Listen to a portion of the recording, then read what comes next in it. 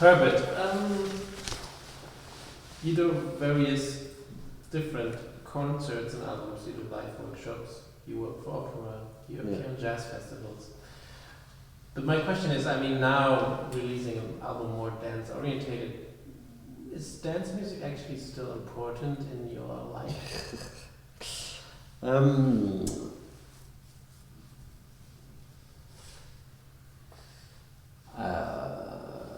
I think dance music is still important to me because it gave me, first of all, it gave me a way out of where I was, which I was doing classical music, and I lived in a little village in the middle of nowhere, and dance music gave me a voice, I guess. You know, it gave me a place to, you know, in 1996, January 1996, I released 3 records at the same time. One was Herbert, one was Dr. Rocket, one was Wish Mountain.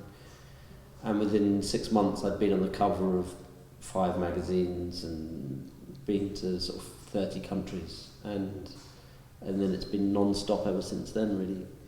And so I owe a lot to it, really, and it's where I cut my teeth. English phrase. But do you visit nightclubs for dancing? No, I don't go to clubs anymore. But that's mainly because I'm in nightclubs at least twice a month, you know, working, DJing, and so I still spend a lot of time there. But no, not so much for pleasure, really. Also, when you're an old fart like me, with young children, you know, you don't want to stay up really late because you've still got to get up with the children at 6 o'clock in the morning, and also you need another old fart to come with you, you know. So it's not like being 20 anymore, you know. But also I think I still think that there's a lot of potential in dance music that hasn't really been realised or fulfilled, you know. I think as long as you can keep people moving, then you can really do some strange things with some strange noises. And I just don't think we're there yet, you know. I think we're still quite conservative. We've always got more conservative, I think, really.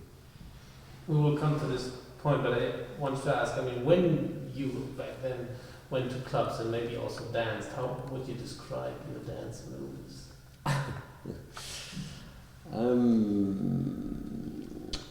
Describe my dance moves. Well, it was a kind of a big thing when it started, which was my whole life I'd seen English people dance really badly, and then when I went to my first proper rave, which was in like 1989, something like that. Everybody was dancing really well. Everyone was dancing in time with the beat. And this was so exciting, you know, to suddenly see a room full of people with rhythm, you know. It was like a big deal. I'll never forget it. I can still picture it in my head. Just like, wow, where have all these people been, you know? And so yeah, for me that was a big shift. It was a good shift. I mean, you just said that anyway, although you're maybe not partying, but you're like working twice a month in a club. So when you see the clubs and what's going on in a nightclub, what is different to the time when you started out nearly 20 years ago? I think the main thing, I think the sound has got a lot better, and I think it's got a lot worse. So the sound systems are obviously really great now, but also the kind of sound that we're listening to through those sound systems is worse, you know. I just hate the sound of Pioneer CDJs, you know. It just makes all music sound horrible, and the CD players that Pioneer make, you still can't beat it needs to be the right sound system, but vinyl on the right sound system, maybe with a Uri or a Rain mixer, just sounds incredible, you know? And so it doesn't sound as good, but it also sounds better as well in some ways, you know. It sounds much clearer, but we don't always want clear, you know, sometimes you want a bit of crackle and fuzz or something like that. I think there's a lot more corporate presence, like things like Red Bull fridges probably in every bloody nightclub in the world now, and like logos and things like that. I think there's a lot more, I think it's a lot more tolerant actually, like in terms of ethnicity and race and gender and sexuality. Anything, everybody's welcome now in a way, you know. That's not a big deal if you see people who look a bit different in a nightclub. And when I first started going out, that was a big deal, you know, those changes. Very aware of them. So, yeah, and also the drugs change as well. It's something that we don't talk about a lot, but, you know, in the 80s and 90s, everyone was on ecstasy, and now people on all sorts of things, you know. It's a real mixture, everyone's on some, and so sometimes you might have some guy right at the front just like, come on, faster, faster, that who wants full-on techno, and then you might have some group of women friends who are out for a nice drink, who just want to have who want to dance to some something with some vocals or something like that. I don't want to make cliches about gender. I don't mean that as comes across as a bit clumsy, but I just mean in terms of, yeah, just different people wanting different things and having different. You know, but when you say the sound got worse, you also then think about music quality that decreased, or? I'm not sure it decreased. Because I think it's very competent, the music being made now, you know. I think it's very competently made. I definitely don't think I always think it's a bit dangerous to get too nostalgic about the past in some ways. I think the good thing was that it was harder to make music back then. It was harder to get your music onto white labels, onto a proper record label. It was hard to get distribution, it was hard to get heard. And I think that struggle made musicians have to commit more to the act of making music, and spend time around engineers as well, recording engineers, had to borrow equipment and had to, you know, learn the hard way, whereas now, you know, if one of you had a laptop, we could make a finished piece of music in 25 minutes from start to finish, whereas that would have been impossible, you know, a few years ago. You know, when we started. So I don't think that the music itself has necessarily got worse. I just think there's more of it. There's a lot of it. So finding your way through it can be really exhausting, actually. But when you say, yeah, if you just have a laptop, you can start making music today. Yeah. Do you think that's a good thing? The so-called democratization of production? Yeah, I definitely think that's a good thing. The problem that I have with it is that it doesn't seem to have an accompanying philosophy. So I sometimes think that it ends up just being, you're just doing it because you can, and that seems to me like a not very exciting reason to create art, you know? I don't think, I like thinking about, well, why do we need any more music? Why should this piece of music exist?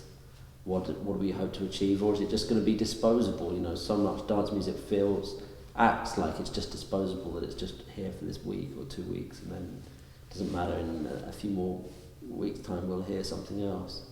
So that lack of ambition and that lack of philosophy, I think, is more dangerous than the tools. You know, the tools are fantastic, but I think you have to be really careful about the tools as well, because they're just encouraging you to do things in a certain way. So they encourage, when you load it up, it says 120 BPM, 4/4, it lays it out in blocks, and it's like, how about a drum machine, how about a bass, how about a synthesizer, how about a compressor, how about this equalizer, and it's just laid it all out for you. It's like sitting down at the piano and the piano says to you, hey, G minor, hey, play G minor, okay, now play this, okay, now do this. And that's the whole beauty of the piano, is you just play whatever, it's empty, you know? Whereas the computers nowadays are constantly guiding you in a particular direction. I have a quote from Gerd Belis, who is like one of the founders of Ableton, Yeah. a software engineer. So they say when they create this music software, we'd like to help that the musician gets to a point where something is like going, where something comes from the speakers what he likes. So they want to help the musician or the so-called musician to get to this point and as possibly fast. What do you think about this? I mean, I think Ableton is a really creative software program. I think it's really brilliant, but it still has the same. It still have the same philosophical problem, which is he's saying that he wants to get something that somebody likes. Well, actually, often what that means is people like what sounds familiar or sounds authentic or sounds like they're heroes or sounds like a record. And when you're starting out, that stuff is very seductive. I don't think it's wrong to want that. I just think that it's very seductive to because you can sound very quickly like somebody else, and that is in a way it's encouraging a kind of a replication of a set of ideals, or it's leaving the status quo unchallenged in a way. So, but I don't, personally, I don't think speed is always good. I think that some of the most rewarding projects I've been involved with have involved struggle. Have really involved friction and really trying to work out how to do things. And I still, I've spent a lot of money on my recording studio over the years, and quite obsessively, but I still actually prefer some of the sound of my earlier records that were made with 3 pieces of equipment and 2 cables. There's something about it that I still find appealing more than hundreds of £1,000s worth of equipment that I've got now. Producing music today and compare it like to 20 years ago or even 10 years ago, because people when they get older normally they get a little bit more, what do we say, mild, or I don't know, mellow or something. Yeah. Did something happen to you, or are you still very serious in the studio about your concepts and theories? I don't know. I think I would hope that I'm not.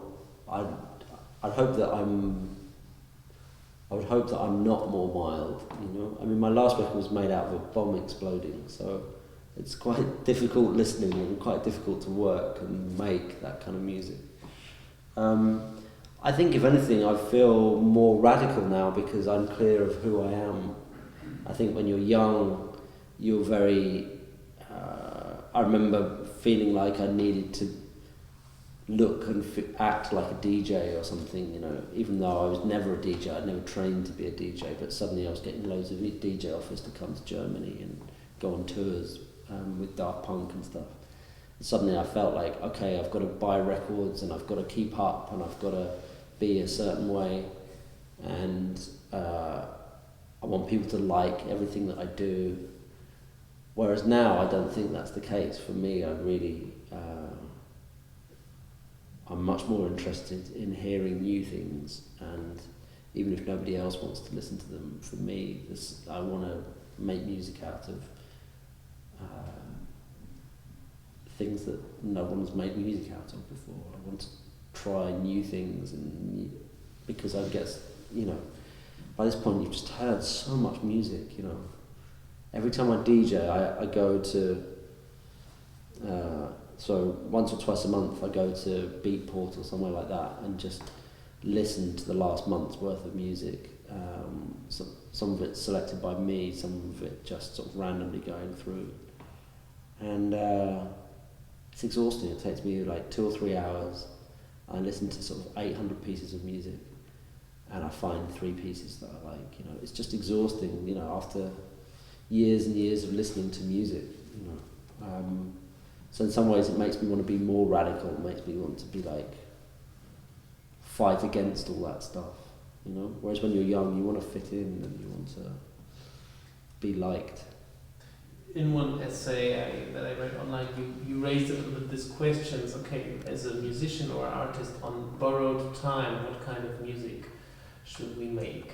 And I guess there are a lot of people, especially in electronic and techno music, that would say, "Life's short, let's have fun."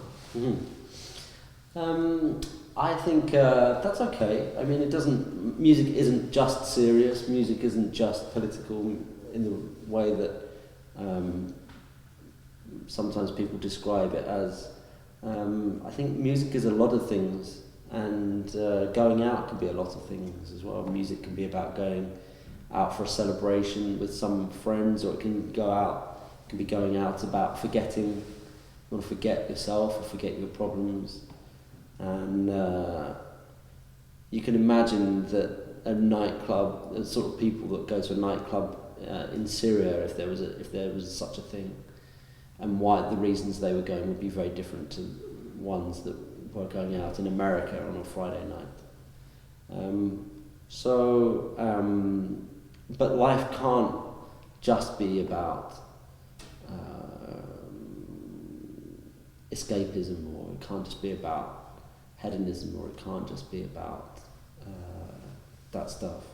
Of course it can be whatever you want it to be, but if you haven't got any food on your table the next day, or you haven't, if you have children and you can't afford to take them to school, or you've not got your shit together to get them a school uniform in time, there's certain things as you get older that are actually important, and that having children really changes your perspective on all sorts of things. And yes, listening to music and going out can be really fun, but I'll tell you what, it's not half as fun as like a small kid jumping on your head at sort of 5:30 in the morning, even though you've had no sleep and all the rest of it, I'm not so much talking about the listening, also about the production. I mean, because you, for yourself, okay. You have your often quoted manifesto. Actually, I have to ask, do you still use it strictly? I do, really strictly, but not on this record. So I didn't use it on this record. This was my summer off, this is me just taking it easy, So that was my question, if you are today a little bit more relaxed. I don't know. I'm an optimist by nature. Like, I think we can make a difference, otherwise I wouldn't be doing music like this. But I think we're really in big trouble, if we don't stop. If Volkswagen doesn't stop making cars, and Coca-Cola don't stop making Coca-Cola, billions and billions of cans of it, and if we don't stop eating beef burgers and all the rest of it, then we're screwed, And no matter, all of this is very nice, and it's nice to be here, and I'm very lucky to be here talking to you about my music, but actually it's just decoration, really. It's just, and so, life isn't and shouldn't just be serious and heavy, but we've got big issues, we've got really big problems, So now you do a kind of more relaxed album in between, where you don't strictly follow your rules, and afterwards again back to the serious stuff? Yeah, sorry. Next time it's going to be weird again, but that's what I feel like I have to do. I feel like I've been given an opportunity to work with sounds that other musicians in the past, I've never had that opportunity, so I feel like I have a responsibility to make the most of that opportunity, even if it means doing stuff that I would rather not do, or rather something else, Does it mean that this album is more entertainment than others? Oh, I don't know. I'm not sure I like that entertainment word. I don't know. Maybe it is. That's for you to decide, I think. It's probably for you to decide for me. But entertainment. I mean, there's maybe one or two tracks that could be considered entertainment, but the themes are still serious, even if the music's lighter. But why don't you like entertainment? Because it feels like like a distraction from what's really going on, and it feels like part of the same system that's causing all the problems. So I don't think that it's enough for us just to consume things. I don't think that's a very efficient use of the world's resources, just doing stuff. You know, that's not, I don't think that feels good enough. And it's a bit like, you know, you remember, you read about things like the Mayan civilization or the Aztecs, and you read about them, how they were this incredible civilization. They had all these resources and things like that, or the Romans, and you know, they had everything, and then it just collapsed. And you just think, how is it possible that they could be from going on sort of top of the world to just collapse in a very short period of time normally? And we're just in that position, you know. We're just in one of those moments whereby we've built a system that can't sustain itself and is going to collapse. It's not a question of, all it is a question of when. Of course it will collapse, it will stop. We won't be living like this in 100 years' time. So how are we going to manage that transition, you know? Are we just going to pretend it's not a problem? Or are we going to try and do something about it?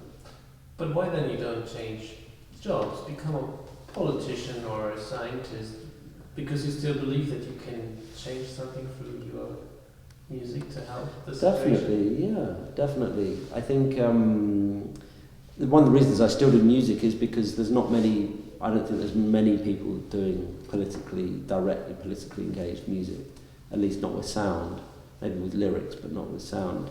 And therefore I feel there's millions of politicians, and you know, there's a lot of people doing that stuff, and actually, you know, if I believe those things, then music is, why not music? You know? But can you name a situation where you really felt or really noticed an effect of your political concepts inside your albums? For example, I don't know, that some person comes to you and said, hey, this album made me think or changed my life. What happens? Just one example.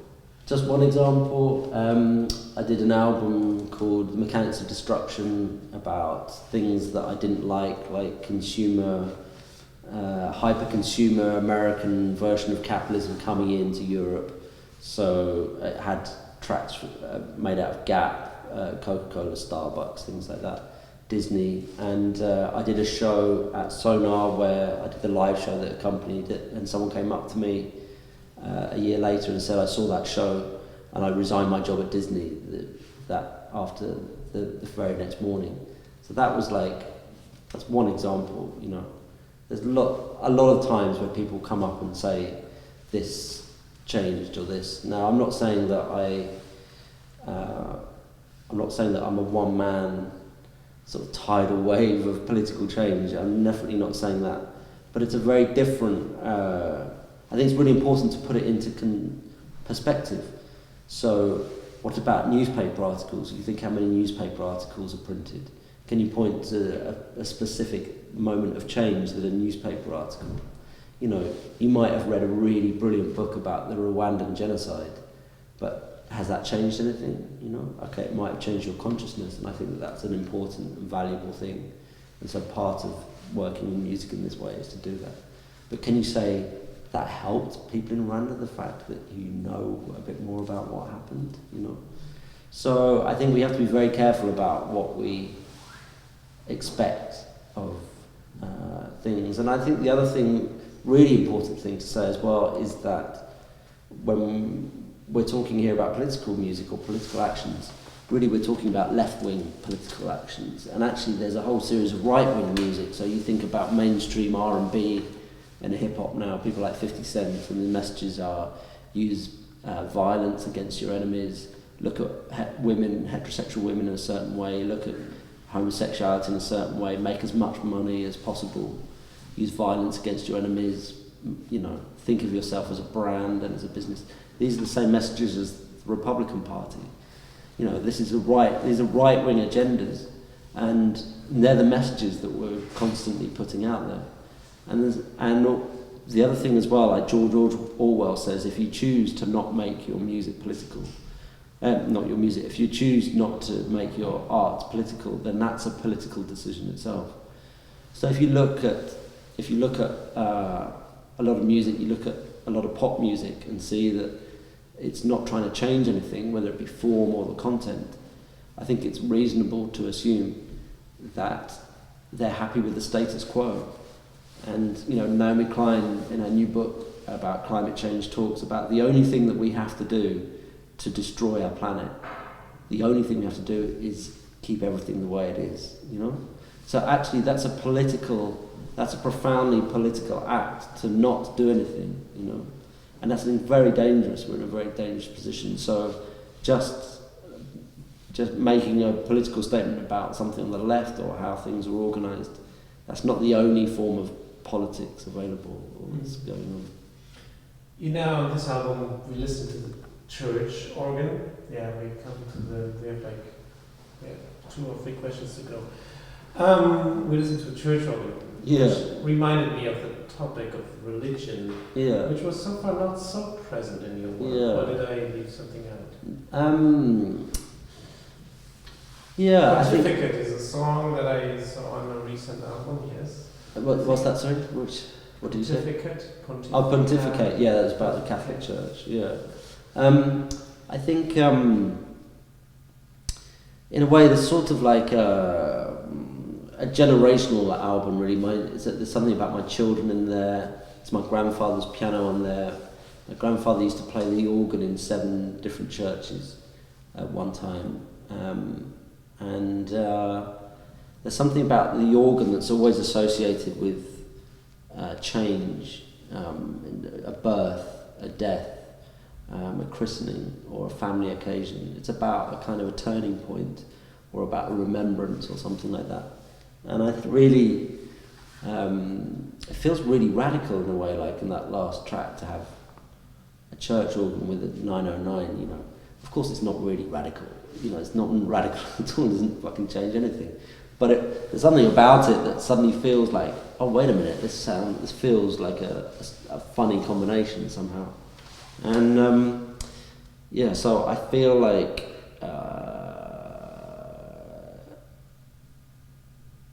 it's a kind of, yes, we associate it with religiousness, but actually for me it's associated too with these family events or these changes. Would you do something about religion? I think religion's a really hard one because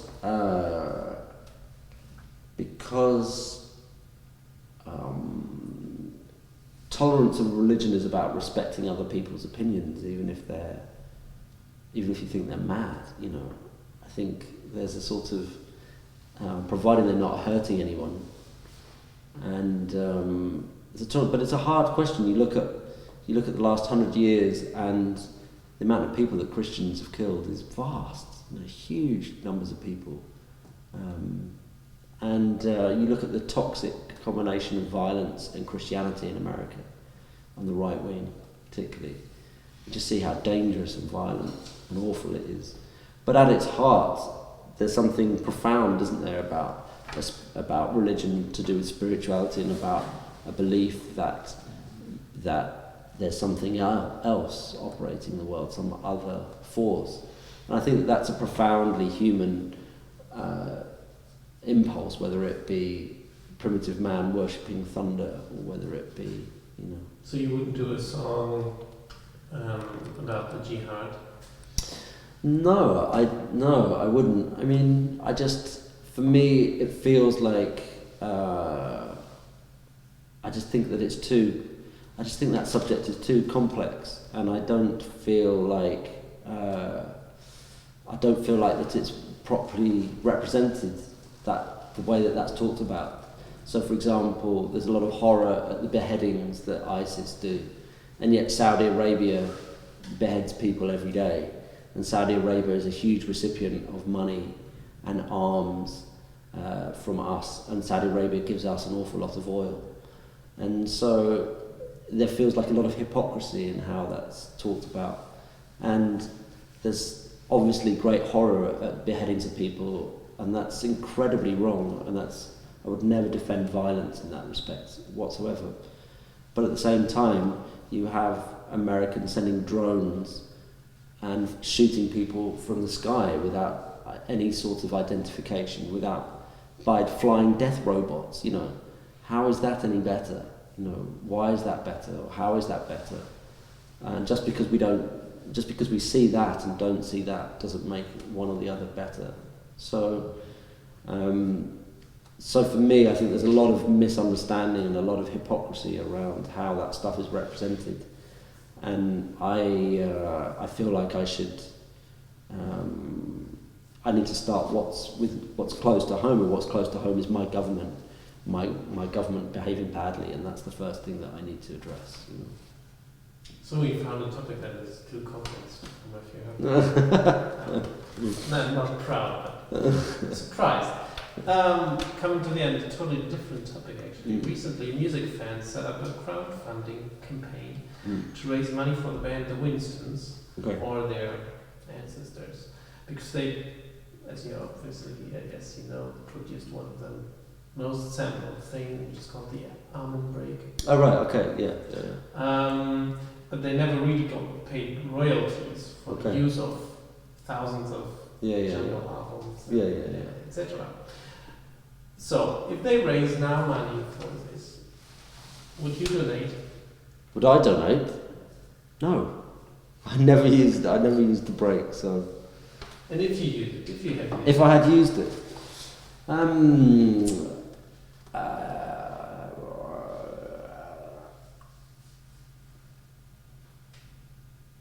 I don't know. I mean, I think my first response is that yes, I should. I really think that it's not. For me, that's not really in question. For me, it's all about putting it in a wider context. It's like, well, where does that? Is that the beginnings of a wider political movement where people start paying for samples that they used? And that would be really exciting.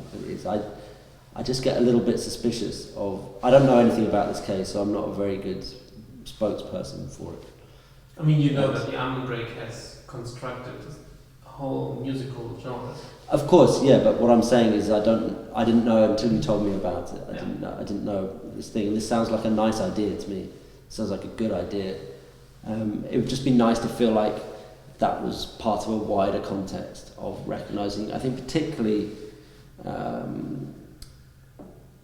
black music. I think there's a lot of sampling of rare and unusual black music, and a lot of those musicians never got paid properly in the first place. Whereas you look at something like the opera, nobody samples the opera, and yet we pay for it through our taxes. So actually, you've probably got a legitimate right to sample bits of opera because you probably own sort of a small part of it. But that's not what's sampled, And so for me, there's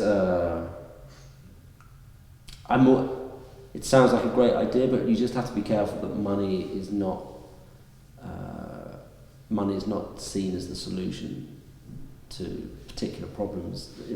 Problems being institutional racism, institutional corruption, and how music is distributed, particularly in the past. So it sounds like a good thing. But and if I'd sampled the Amen Break, I would consider paying something. I mean, to put the question in another way, is it like, would you support the open source sort of model, which people would claim, hey, no, I mean, of course we used the sample, we could construct our songs. If back then this band would have sold their sample, maybe something like drum and bass wouldn't exist today. But I think there's a lot of people that make really unconvincing moral statements. I've heard over the years about sampling, about, hey, some guy said, I was in a debate once and one guy said, I feel I own ZZ Top's music more than they do because I've listened to it more times and I've dissected it and all this kind of stuff. And I think the real problem that we have with all of that is that people then go off and sell it.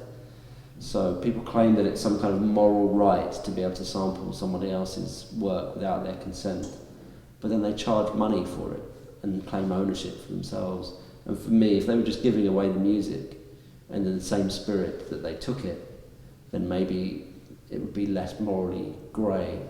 But I find it unconvincing as soon as people start to sell the music themselves, you know, and that's so often the case.